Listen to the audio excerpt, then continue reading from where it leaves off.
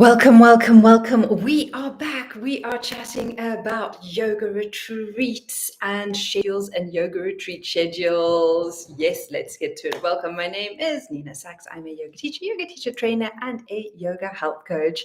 And I have been in this world, in this realm for over 20 years. I have hosted quite a few yoga retreats, and I'm going to share with you a couple of lessons that I've been learning. I've been doing a few videos on this, so be sure to catch some of the past ones.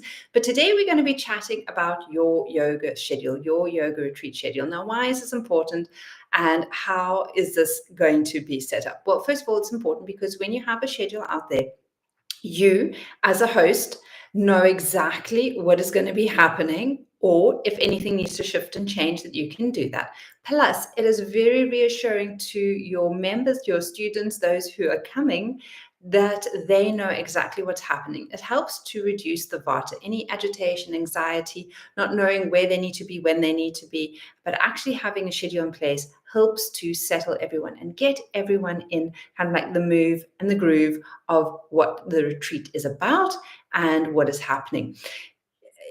Having a structure in place, it's not about kind of like being rigid and regiment. It's actually about having like a structure, like a mug that can hold water or a river bed.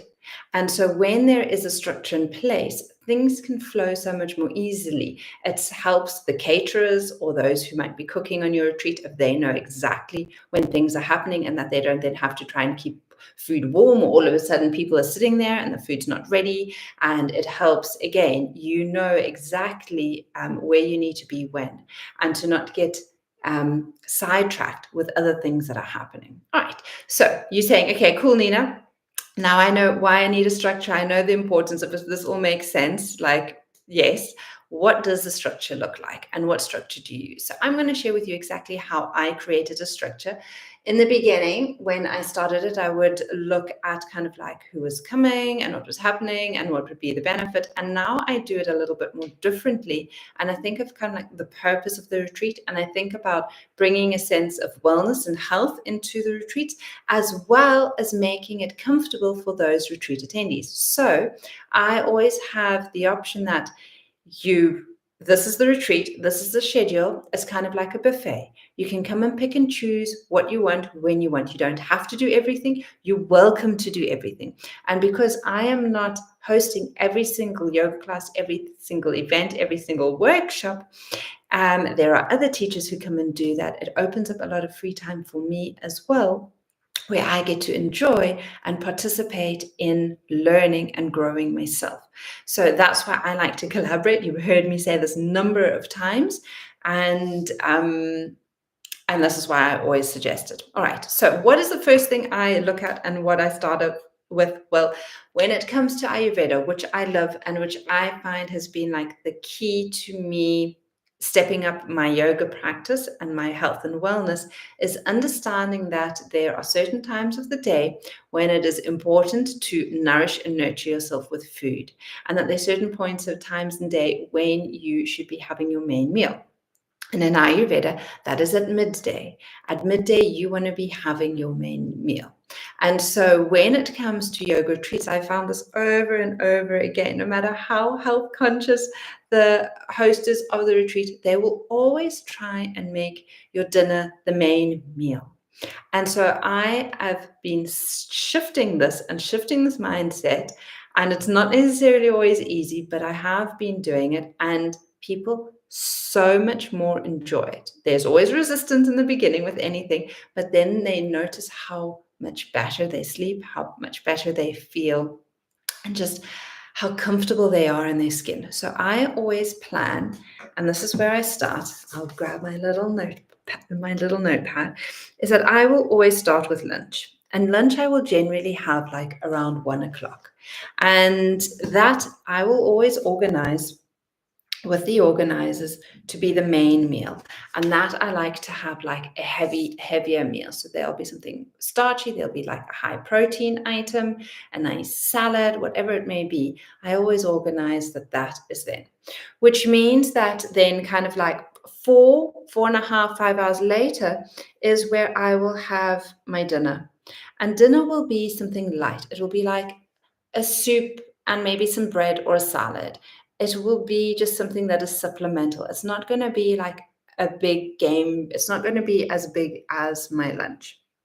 Right, so I always organize that as a dinner. And then breakfast again is about like 4 hours before lunch.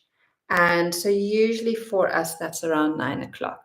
Now, this can be a little, I like this eating schedule because one, this is a rhythm that I generally use for myself. I generally will probably have dinner an hour earlier than this at home. But what that also allows is like the 14 hours for autophagy to kick in.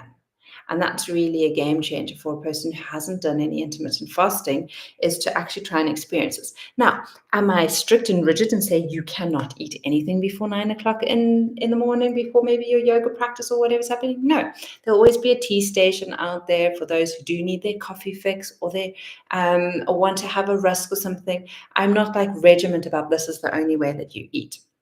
But I do have the 3 eating times. Now, I know in some retreats, they prefer just to like having 2 big meals, like a late breakfast, like a brunch, and like an early-ish dinner. And that works as well. Me personally, I know those people who come, they like having three meals, and they like being able to have the conversation that goes with having those meals. But you choose what works for you. I generally always start with, okay, the food, the meal. What is like one of the things that is nurturing and nourishing, and where do people feel comfortable? Right, cool. So that's where we start. And then from there, I will always schedule kind of like 2 yoga sessions a day. And so the yoga will always be before a main meal. So I'll never do it after it, kind of like a meal. So we'll have like an hour, 15 minutes to maybe an hour 30 yoga class there, and then before dinner. And what that allows is that, and then I'll usually like have 15 minutes between so that they can get ready, sort themselves out, and just make sure that the kitchen is also organized. Or if a class happens to go over a little, you've got like a 15-minute buffer there. And so then you're not putting the kitchen or those who are cooking under pressure with getting the meal sorted.